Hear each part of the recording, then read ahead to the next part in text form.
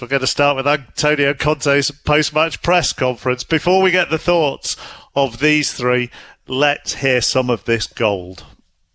You try to find alibi or an excuse for the players. Okay, continue to do this, to find excuse for the players. You do only this. Excuse. Try to protect every time. Come on. We are professional. The club paid us a lot of money. The players receive money. Me receive money. You understand? Not to find excuse and don't have spirit or don't show the sense of belongings. Because this is the first time in my career to see a situation like this. And until now, I wasn't able to change. Not to change, but compare last season, the situation went to become worst. Why? I don't know, because they are used here. They're used here. Don't play for something important. Yeah. They don't want to play under pressure. They don't want to play under stress. Yeah, it's easy in this way. And Tottenham story is this. 20 years that there is the owner and never won something. But why? Only for the fault is only for the club or for every manager that stay here. And I have seen the manager that Tottenham had on the bench. You risk to disrupt the figure of the manager and to protect the other situation in every moment. And now, until now, I try to hide the situation, but now no, because I repeat, I don't want to see what I have seen today. Because this is unacceptable. Also for the respect for the fans. They follow us, pay the tickets, and to see the team another time, to have this type of performance, for me, I repeat, this is unacceptable. So the first question, off the back of that, Rory, would you have said, so you're not happy with a point? I think that's the natural follow-up, isn't it? Is kind of, so you're saying this was a bad result, Antonio? It is astonishing to hear it in its full glory. It is astonishing. The interesting thing for me in terms of kind of Conte's ongoing employment is the club seemed to have decided that he was having a go at the players, and that is within the bounds of the acceptable, reasonable, kind of his position, whatever. They don't think he's criticised the chairman, Daniel Levy, or the ownership, Joe Lewis. I would take issue. I think that's a very kind interpretation of what he said. But that seems to be, as things stand on Monday, that seems to be the way the club have chosen to interpret it, which I would suggest means that Antonio Conte will not get what he wants, which is to be sacked immediately. Does he need to clear that up then, Rory? He should maybe come out again and say, just so you know, I wasn't in it. When I said the owner's been here for 20 years and they've not won anything, I was having a go at Eric Dyer. He has, I think, as Rory has mentioned, Micah, I mean, he has taken everybody down with him in that 2 minutes and in other interviews he did afterwards on Match of the Day. We're not a team. Everyone's thinking of himself. This is how you lose to Sheffield United. I don't see a responsibility of the players. I see a lot of selfish situations. To 5 Live, when the players go onto the pitch, they decide not to help each other.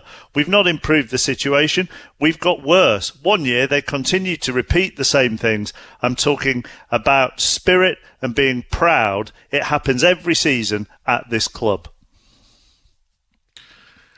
This is one of the most astonishing interviews I've ever heard. It was brilliant. I don't understand why everyone is saying, oh, Conte. He's being absolutely honest. He wants a reaction. Like you said, if he's going to go down, he's taking everyone down with him. And he's a winner. That's a winner's mentality. If you're given tools and you're up against all these top teams within the league, and the tools you're given are not quite as good, and you're getting judged on how you're performing and how your team's doing, you're gonna say it how it is. So I don't think he said anything wrong there. I mean, if he's want to be friends with the players again, that relationship's definitely gone now. I think at the end of the season, you know, he's not going to be manager after that interview because, like you said, he's taken everyone down. But I absolutely love that interview. Why a manager? Would you if you were in the dressing room?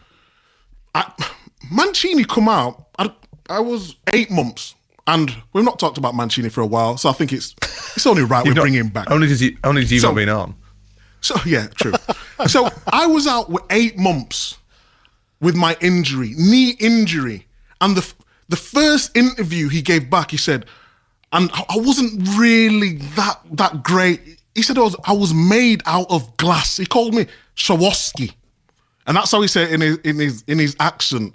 And basically said I was made of glass and I was too soft. But that didn't affect me. That made me want to, okay, I'll show you. And there's some players who will take it literally and be like, oh, okay, it's us against him. But sometimes you need them home truths. And the Tottenham players this season, and me and Chris have been going back and forth, and I've been backing up the Tottenham players. I've been talking about Bentancur's being injured, Kulusevski's been injured, but they've had enough quality to do better than they have been. So I didn't find nothing wrong with that interview from a player's point of view. Mike, that can't be good for the morale within the dressing room. Come on. But of course it's not going to be good for the morale, but it's honest. Well, then how can it be good what he said then? Because sometimes the truth hurts. Them players... Yeah, but you see... I'd query whether... I mean, obviously, so it was partly so good, just he basically did the lads, it's Tottenham speech that Fergie gave. Was that the 5-3 when Spurs were 3-0 up at half-time and United beat them 5-3? And at half-time, Fergie's team talk, this would be 2002, 2003, was lads, it's Tottenham. And then he also did the Chiellini line of... after Juve put them out of the Champions League a few years ago and said this is Tottenham's history, this is what happens, like they get close and they lose, and yet it was the actual Spurs manager saying it, and that's really kind of appealing. But that can't be true, just for all that Spurs have probably not changed their squad enough over the last few years post Pochettino.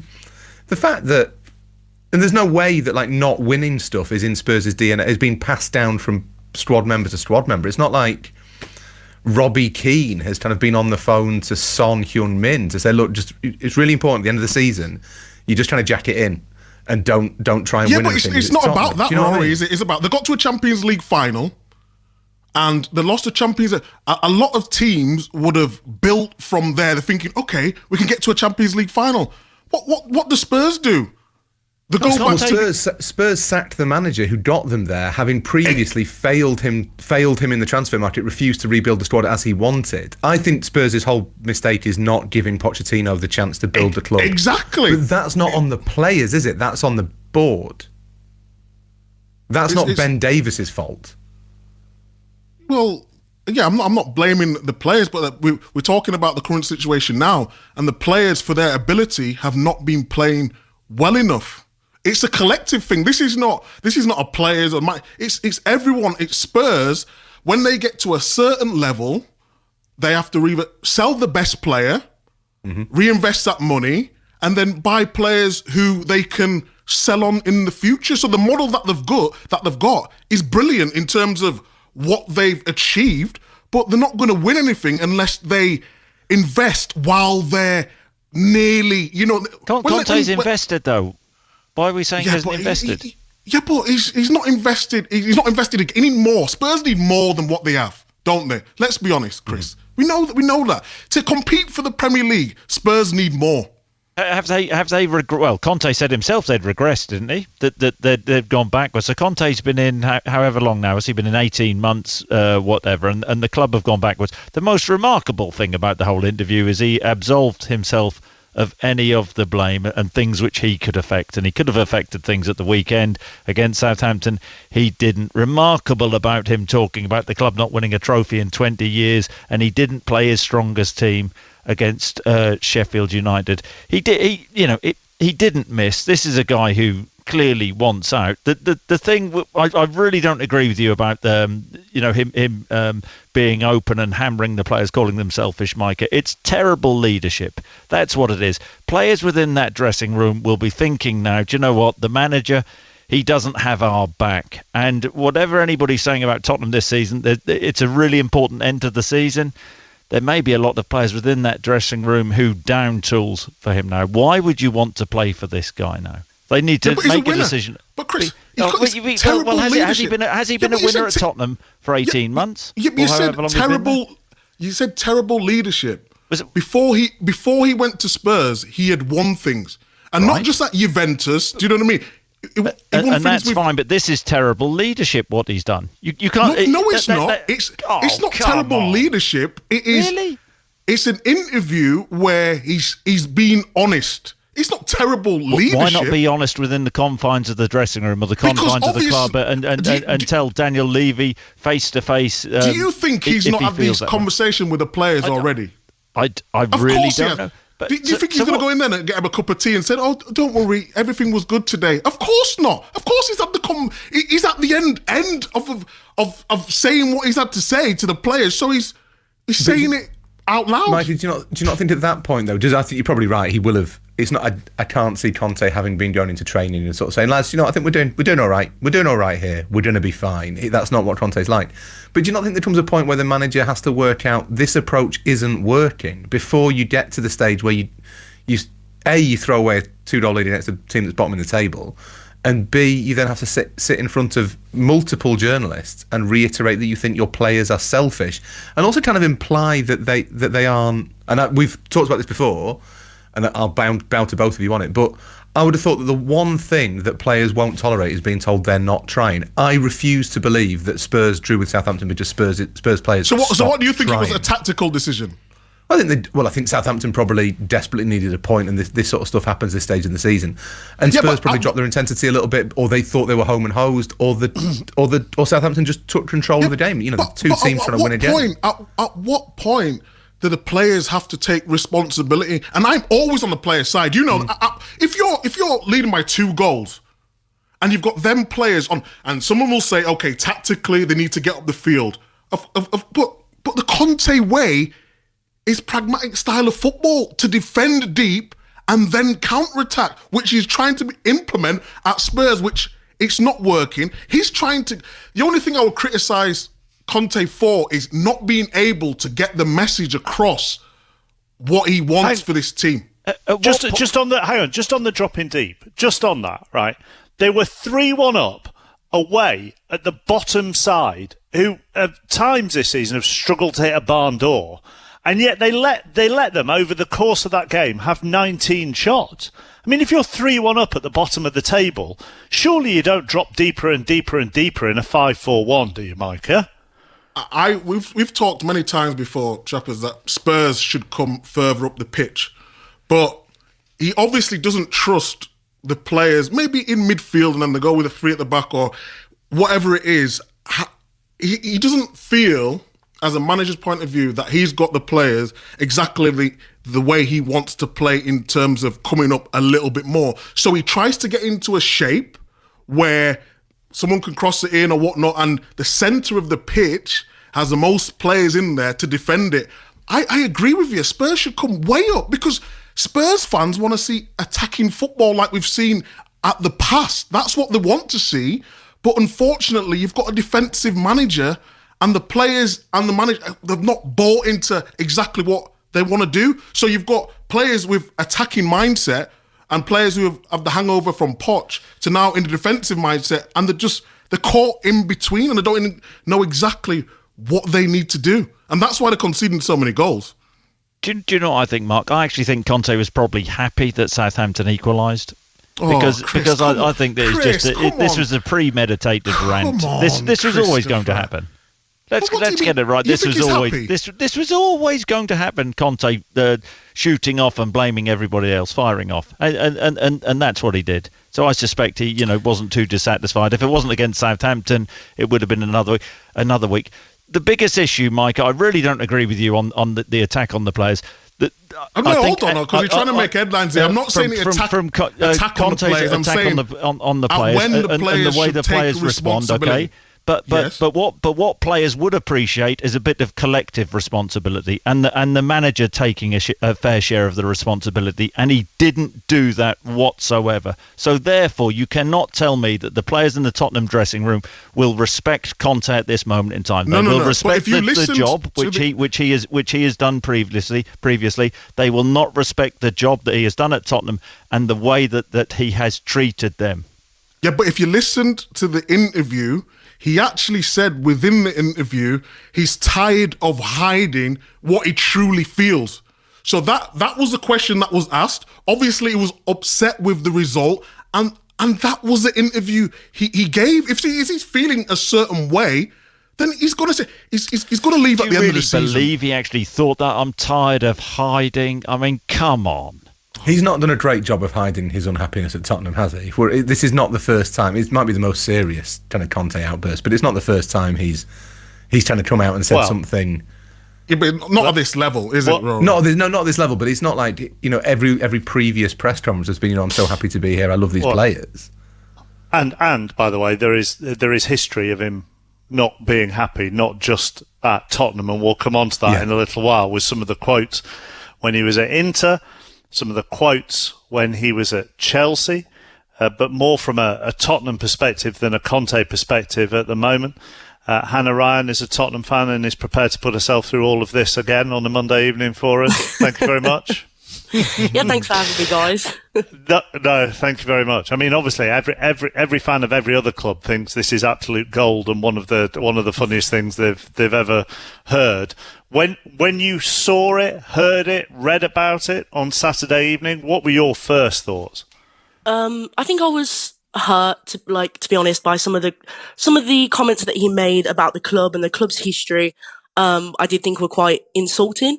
And I kind of felt like he was sort of mocking Spurs, to our face. And I did used to like Conte. I thought he did a great job for the first 6, 7, 8 months he was in charge. But since then, there seems to have been some kind of contempt from him, to some extent for us. He's when we played Milan, for example, when we went out to Milan in the Champions League, his immediate reaction in the presser was to talk about Milan's long history and how we couldn't possibly compete with that. And I think what he did on Saturday, which is what I think he's been doing for a while at Tottenham, was he sort of put the club down, I think, and he does have this tendency to act as if he's doing us a favour by managing us. And I think myself and a lot of other fans don't really appreciate that. But as well as being quite annoyed by his comments, I wasn't surprised at all. Like you already mentioned, he's had these moments before at. Oh, have we just lost her? Yeah, we've just lost her at the moment. I actually think that, although Hannah's still talking, I can see her on the Zoom, but we'll see if we can get her back very, very shortly because she cuts out. That's a great way to point it, though. That point I find the most interesting, Rory, because you can look at it's an attack on the board or it's attack on the players or whatever, but when the fans take it as just a general attack on the club that they love, you're in big trouble. Well, yeah, and I think the way that Hannah put it, that there has been this impression for a long time. I hadn't quite kind of put two and two together and got to that conclusion, but she's absolutely right that you do get the impression that Conte thinks he's doing Spurs a favour. And I really like Antonio Conte. I think he's a great manager. I think I'd query whether this particular outburst kind of is proof of his winner's mentalities. It sounded an awful lot like excuse making to me, but he is a really tactically smart manager. He's a really engaging figure. He's energetic. He's passionate. He's dynamic. All that stuff. You can not like his football. That's fair enough. But his track record, his resume from Juve, from Italy, from Chelsea, from Inter is spotless. But he has always given the impression, and for a long time, that he kind of thinks you're quite lucky to have me. And I'm sure there's lots of managers who think that way about the clubs they're in charge of at that time, at any given time. But I'm not sure you should say that quiet part out loud. I think that's quite dangerous if you give the impression to the fans in particular that they should really just be thankful that someone of your great genius has descended upon them and deigned to take charge of their football club in exchange for several £1 million a year. I think that's a really dangerous game to play. Have Tottenham, Hannah, welcome back. Have Tottenham got themselves, do you think, into that mindset of having a couple of recent managers who have had that mindset of who have thought Tottenham, you are lucky to have me. Yeah, I think you could argue that with Mourinho and Conte. And I think it's not a good mindset to be in. I think what Levy and the board have tried to do is appoint these win now managers, managers who've won everywhere they've gone, like Mourinho and like Conte. Because it felt like with Spurs, I think for the last 5 years at least, or 6 years, we've been close, but we haven't got there. We got to the league final, got to FA Cup semi-finals, but we just never could seem to quite get over the line. And I think the thinking from Levy was by hiring proven winners, if you will, like Mourinho and Conte, was that we were there. I think, unfortunately, what's happened is it's had the effect where I think you have had managers come in who have distinguished careers, who've done brilliant jobs at other clubs. But when managers like Mourinho and Conte, who are let's say known for the outbursts, when they come in and they they have treated Tottenham a little bit like it was beneath them, and I think that just builds contempt between the fans and the manager, and probably the players too. And I think we really need to we need to get out of that. I think we need to stop appointing managers who treat us as a charity case.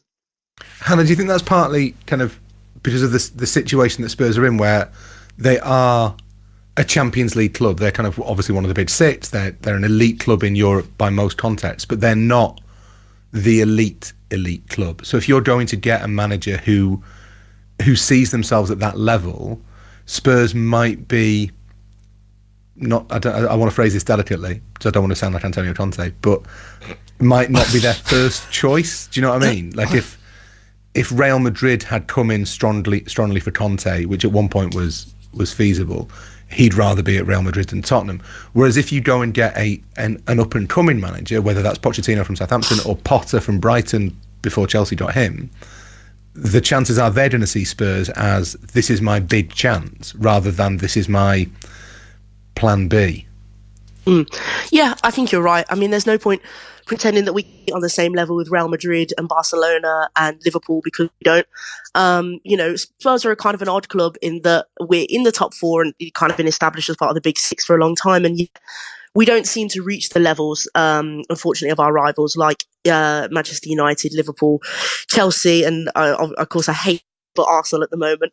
And I think we would be much better off, I think, with Pochettino-style manager. I mean, I think it's no coincidence that our best run in recent years was under a Pochettino as a young, up-and-coming manager who played, and I think this is important, this is something Spurs have lost in the past couple of years, attacking football, possession-based football, playing on the front foot. We were, under Pochettino, we were exciting. It was one of the youngest teams in the league. And of course, Spurs has changed it, but I don't think it's been for the better in lots of ways. I really agree. I think we would be much better with an up-and-coming manager who would see Spurs as a big opportunity and grasp it with both hands. Someone like Pochettino, who was before. And I do think that's the kind of direction we need to be looking in now, because we need to rebuild. And we should have done it in 2019 after Pochettino took the Champions League final, but we didn't. We were on a merry-go-round of appointing these serial winner managers, and they've got straight back to square one. So yeah, I think we need a young, up-and-coming project-style manager. And was Conte right when he said that the supporters lack patience?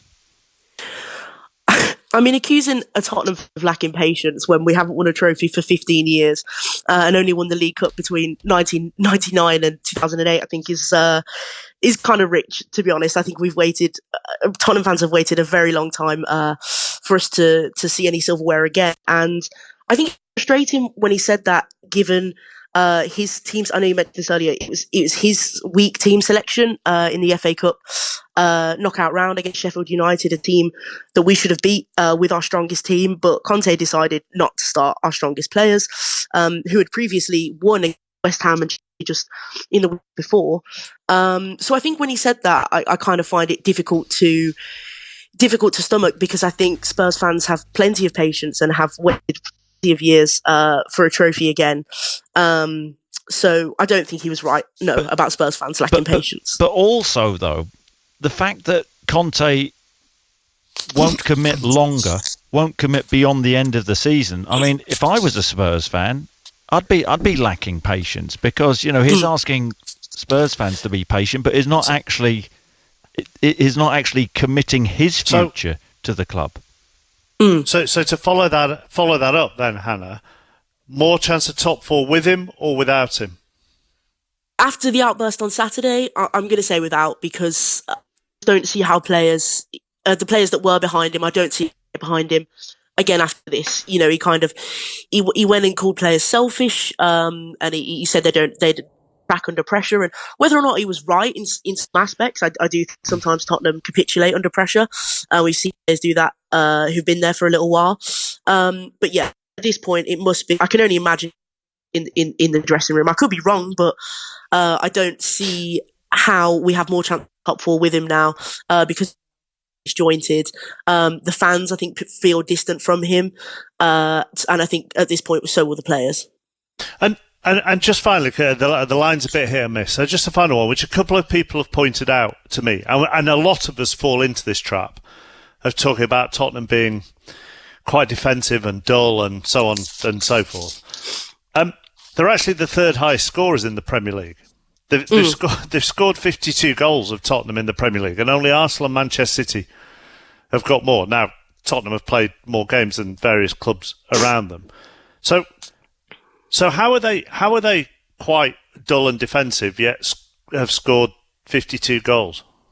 Yeah, it's a strange one. We've conceded a lot of goals. For example, 3 on Saturday to the worst home team in the league. I think because we do have a talent at Tottenham. I mean, look at Kane. I know Son's had a good season, but he's still a great attacking talent, and players like that are able, and Kulusevski of course as well. Players like that do get where they can score. And we kind of had this thing in the first half of the season before the World Cup break where we didn't really give anything in the first half. It was dull, it was tired, it was defensive, it was rigid.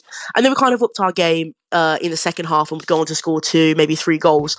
So I think, yeah, it's a bit of a strange one. But like I said, there is plenty of attacking talent at Tottenham, and I think why we've gone, to score. We score the third highest goal in the league so far.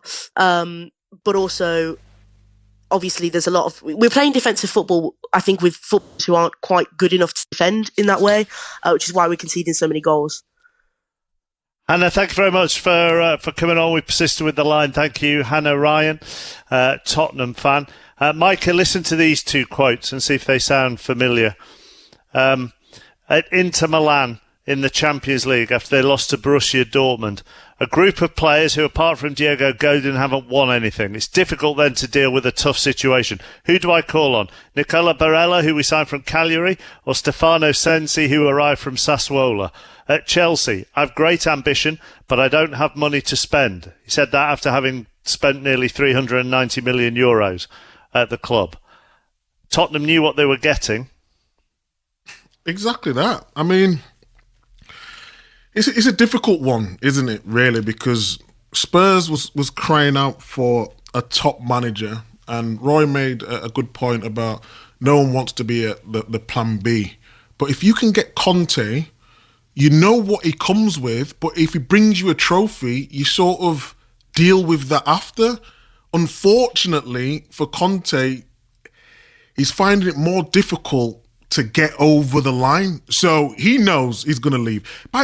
And going back to the interview, if the interview was so bad, where everyone said it was, why didn't the owners sack him straight away? If it was that bad. But that's up to the owner, isn't it? But you can't deny that within the dressing room, the players will be that they won't stand him. They can't stand him. That's guaranteed. You cannot come out publicly. Well, you don't know that, do you? Well, you do know that. You do. Oh, well, my God, that would tell you a lot about the players if they didn't fillet him. They'd all be stabbing him in the front. Honestly, who would like that? Players are selfish. Well, name names then. So if you're going to make it a collective, which he has done, he can't do that. He has to name So when names. John emails to say calling underperformance out is what the manager is there for, surely, or what is the point? Good on Conte. And Martin says, seems a very accurate assessment of Spurs to me. Good interview from Conte. What do you say? But it's about keeping the players on side, isn't it? No, but Chris, no, it's not about keeping the players on side. Then, Chris, okay, it's about. I understand. It's about really peeing them off, is it? And getting the backs up. It's a culture. It's a culture that over the previous seasons, Spurs have got used to just doing okay. They got to Champions League final. They win the League Cup in 2008. They've done well. They've got a new stadium and all these things. The fans have talked about we're just becoming, I don't know, someone who wants to put events at the stadium. They want the club and the football back as what they want. But if to get the football back, you need to appoint a manager who's got an experience or a new manager with new ideas, like a Potter, like we spoke about. But you need to change the culture to be able to win. So if you want to change the culture, do it in house. No, but maybe he's at the end of his tether. Maybe he's at the end of his tether. You need to change the culture to go forward. We had Mark Hughes at Manchester City. We had Sven, both very good managers, but they didn't like to have the awkward conversations. Conte now, for whatever reason, whether he's going or whether he's not, he's being honest He's having nothing but awkward conversations. Do you know what I mean? Antonio Conte from here until the end of the season, it's nothing. It's 100% awkward conversations. You must understand. No, I don't understand most of what you said tonight. Honestly, I'm often in agreement with you. But what is? I mean, what was Conte's motive for this outburst? Because he wants out. So basically, he thought I'm going to fillet everyone. I'm going to fillet the owner. I'm going to fillet the players. I'm going to fillet the fan base as well, because I want the culture to improve. He wasn't thinking about the culture. He's thinking about himself. He's selfish. That's terrible leadership, and the players can't stand him. He's not had a go at the fans. He's just asking the fans to be patient. He said that Chris, is that. Oh, you're taking literally every word what he's saying and twisting it for the narrative that you want to say. This is a manager who's passionate about previous times. He's been a winner. You're taking words which he said where he calls the players selfish and think the players will enjoy that when they've been called out publicly. Oh, that's amazing. Is there an argument? I don't like it when you two argue, but is there an argument that that he is trying? I think it's an ill-judged press conference. I'm more inclined to agree with Chris than Micah. But is there an argument that what he's trying to do is get a reaction from the players for the final 10 games of the season? That he's basically challenging them to prove that they are not selfish. That's an amazing bit of leadership, isn't it? It's a question. Well, that's all. But that's the point, isn't it, Chris? If he's tried every other way and feels like he can't get a tune, he might as well have one. He might as well go in one different way for the final thing. Right, but do you honestly believe that the whole reason he came out with this outburst is because he wants out? He hasn't committed beyond the season. He wants out. That's why he didn't miss anybody. But we can't honestly say that is. Do you know the what's out? You know the what's out argument. I don't really understand the what's out. Why is he not committed beyond the end of the season then? But my point being, he'd then be out at the end of the season. So, I mean, the argument of middle of March or end of May is neither here nor there, is it? And all this payout stuff. I mean, my God, he's a wealthy man. He's not bothered whether he has a 2-month payout, surely. I don't know. He might be stingy. I don't know. But in terms of the club planning to move forward, and they'll have transfers in mind. But if Conte wants to bring players in, and he's not going to be there next season, that's not a good look. And surely the club will want to make that next step. So they need to know which direction they're going. You're looking at this from just one set of eyes here, Chris. He's probably not committed his future because he doesn't know the direction in which the club wants to go. I think he made that pretty clear. I'm going to bring it. The one thing that I think we should be abundantly clear on is that Antonio Conte and Tottenham has proved to be a very bad idea. There's no question about that. Hannah talked about it.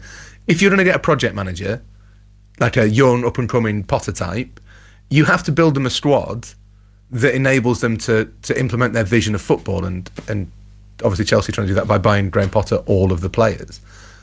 If you're going to get a win-now manager, you have to build them a win-now squad. Spurs have not done that. There is no question that Conte's unhappy that Spurs have not provided him with the sort of squad that he wants for all the money he's spent.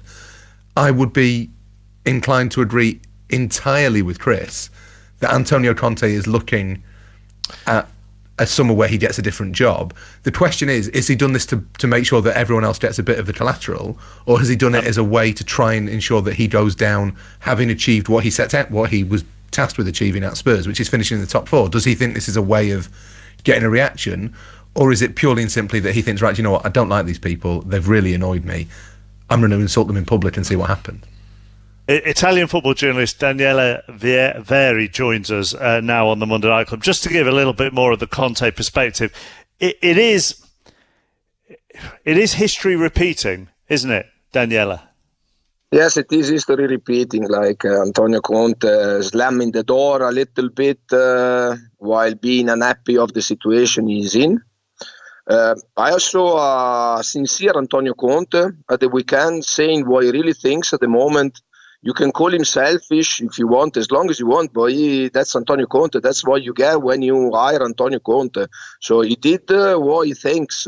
So I wouldn't even go that far to say he's being selfish, to be honest. I think the idea of Antonio Conte at Spurs, Antonio Conte's time at Spurs is over anyway. It can be over today, it can be over at the end of the season, but I cannot imagine Antonio Conte going any farther. Obviously, he put everything on the plate, on the table, in a very Antonio Conte way, like it or not, but that's the way the man is. Is he a man who doesn't take his own responsibility for things? I mentioned the quote about, I don't have money to spend at Chelsea when he'd spent over 350 million euros at the club. He's talking about the players here. A lot of that team on Saturday have been brought in. I appreciate they have a director of football, but have been brought in under his coaching as well. Is he a man who just throws the blame elsewhere and doesn't look at himself?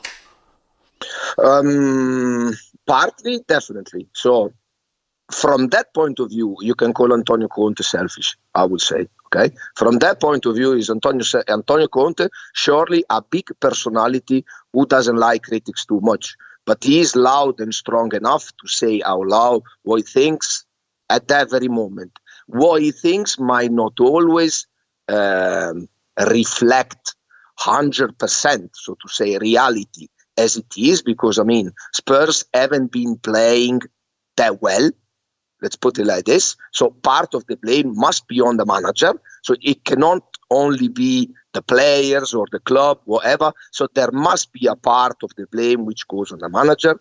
But Antonio Conte, what I can say from my point of view, is that Antonio Conte hasn't managed to repeat exactly what he has done in other circumstances, like what he did, for example, at Juventus. He took over at Juventus, which is something almost unthinkable for Italian football. Were coming from 2 7-position finishes in a row when he took them over. And he managed to build up a group capable of winning 3 league titles in a row before handing it over to Max Allegri. Okay. Then he went at Inter, and the second year he managed to win at Inter and preventing Juventus from winning the title again after 9 consecutive seasons. It was a pure domination. With Italy, he took Italy like after 2014 and managed to take Italy far enough and make a proper team out of it in 2016 at the Euro. So this is what Antonio Conte is also good at. He is good at building a team. But shouldn't Tottenham be perfect for him, given where you talked about where he took Juve and Inter from, the size of Tottenham, where he could take them from too? Because you look around Europe, Daniele, and there aren't many other options for him at the moment. I mean, you couldn't see him going back to Italy, could you? I can't see him going back to Italy, but going back to what you just said, it just didn't work. So probably this is something that he also thought when he got appointed by Tottenham, apart from the fact that he almost doubled the wages he was getting at Inter. This is also an important point. He left Inter because Inter couldn't afford building a team for him to compete in Europe, which was the next step at Inter. Okay, so the property couldn't afford to do that, so he left Inter. So maybe Spurs was also in his mind a good opportunity to do, from his point of view, the next step or the same thing, maybe a similar thing, somewhere else, back in England. But it simply didn't work out. But don't ask me the exact reasons why, because I would need to be in the Spurs changing room every day to let you know why. So I'm not there, so I can't say why. But for sure, from an outside point of view, I can say it didn't work. Because nothing of that, which I've seen at Juve, like a strong identity, a strong group, great determination, will to fight, whatever all of these characteristics are called, I see none of them at Spurs. Or very little compared to what I've seen in the past. Thank you very much for coming on. Appreciate it. Daniele Veri, Italian football journalist with us on the Monday Night Club. Here's a stat for you, Chris. Over the past 20 years, Daniel Levy has hired 10 permanent coaches, and between them, they've won 61 trophies before and after managing Spurs. Between them in all that time at Tottenham, they've won 1 trophy. Yeah, and so, you know, I understand why you're making that point, and you know, that's one of the points. It's not a point. I'm just putting the stat out there. But yeah, and you know, I sort of know where you're going with it. You know, this is about Spurs as a football club, and the word Spursy. You know, it hasn't been great over the last 20 years, and you know, they have had talented teams. But you know, all this aside, right? We are where we are with Spurs at this moment in time, and it hasn't worked out for Conte. Do you know what? It hasn't been that bad as well.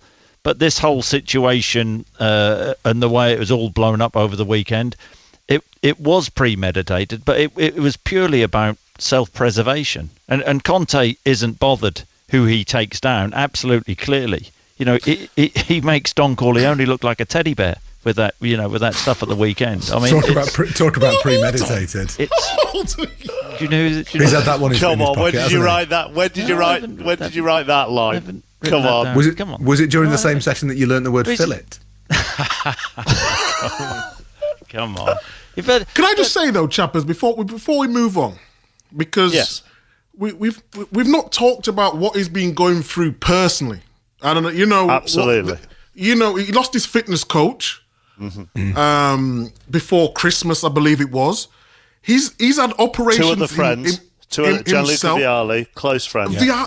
This is what I don't understand. We never look at the big picture. We just look at Spurs can't keep clean sheets, and that outburst. And yes, Chris has made some good points tonight, and I like going back and forth with Chris because he says it how it is, and he's looking at it from a player's point of view. But if you look at the whole thing, what he's had to deal with in terms of the injuries, the whole Harry Kane, is he going to stay? Is he going to sign a new contract? Is he going to move on? Your best midfielder getting injured, Kulusevski getting injured, then the people passing around you who are good friends, it is going to have an effect on what you say in a press conference. Of course it is, because at the end of the day, he's a human being. That press conference for me was just everything, all his emotions coming out after that game. And like you said, chappers, maybe he is at the end of his tether. Maybe he is. And like Chris makes a good point, he's probably trying to take everyone down with him as well. But I understand his frustration of him being a great manager, not being able to deliver in what he wants to do at Spurs. So I think it's just a mix of everything. That is a really good point. That he's had a really difficult year emotionally, as well as, I mean, the operation in itself that he's had was obviously fairly major, and he had a long period of recuperation. And I guess the thing that leads you on to maybe is football willing enough to take that stuff into account, and maybe should there be someone at Spurs just saying, I mean, Chris is making a face, and I can kind of understand why. I don't disagree with anything, but how can we judge this? Because you know, people are just we are all reacting, as we do every Monday, to what people say at the weekends. And, Conte... Well, that makes it sound like we don't have worthwhile jobs, but just depressing. He said these things, and that's why we are reacting. But, Micah makes a valid point, but how can we judge that as such, saying that's wholly accurate, and that the grief has affected him. That's very difficult. Do you think anyone at Spurs would have said to him? It was one of the things. Sorry, Chris. It was when he was in hospital and he came back for a game too early, and then he had to sit a game out. Do you know what I mean? So he's probably thinking, I'm giving absolutely everything to be there. And if he's not feeling that same from the players, staff, owners, whatever that may be, he's literally saying he's on his, he's on his last legs and he's giving everything, but he's not there, is he? Do you know what I mean? And I think that's where the emotion, and I'm not saying, because what we can't do is say every footballer, every manager, every owner, everyone connected with football, every fan is going through something. But what I'm trying to say is sometimes we disregard what's going on, the here and now. And I only brought that point is because he came back, then he had to, miss a game. So his health is not being 100% correct, and he just wanted to give 100%. But at this moment, he can't.